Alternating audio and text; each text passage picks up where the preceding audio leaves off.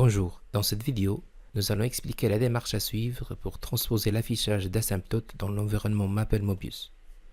Pour des raisons pédagogiques, l'existence d'asymptotes verticales, horizontales et obliques, 6 fonctions, irrationnelles, rationnelles, valeurs absolues, trigonométriques, cyclométriques, logarithmiques et exponentielles y seront illustrées. Ce procédé s'avère très utile pour enrichir les différentes séquences pédagogiques. Nous garderons le même fil conducteur dans Maple.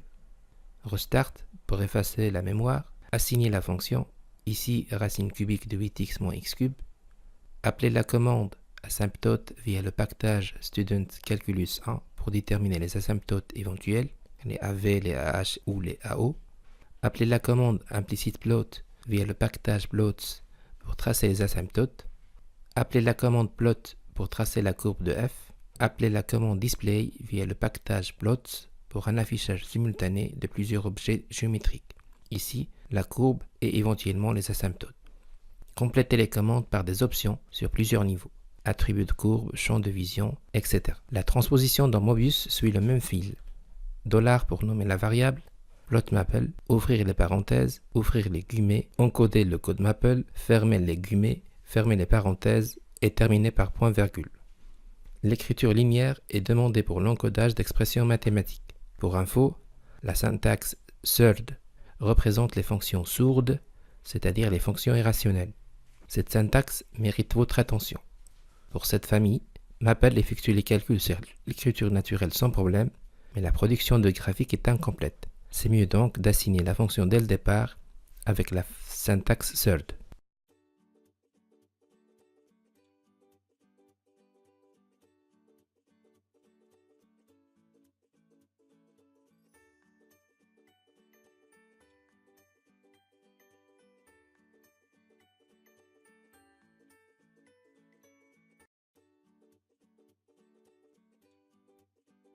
La même logique est conservée avec les autres exemples.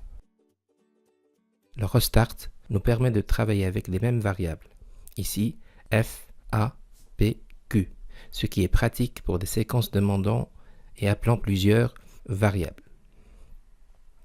L'icône 3 points d'exclamation nous permet d'exécuter toute la feuille de calcul Maple. L'icône 1 point d'exclamation exécute un morceau sélectionné de la feuille. Nous passons maintenant à l'environnement de création de questions en ligne Mobius. Des manipulations techniques, copier-coller du texte, dont la zone algorithme dans notre espace création permet d'importer les différentes variables. Ici, test 0 jusqu'à test 5. Rafraîchir l'algorithme nous permet de tester la transposition. Nos sites graphiques sont bien fonctionnels et gardent toutes les propriétés travaillées dans l'environnement Maple.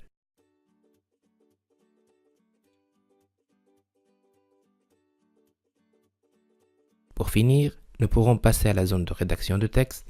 On voit bien qu'on a toute une panoplie de traitements de texte, de tableaux, etc. Un éditeur de texte scientifique très complet nous permet un encodage confortable.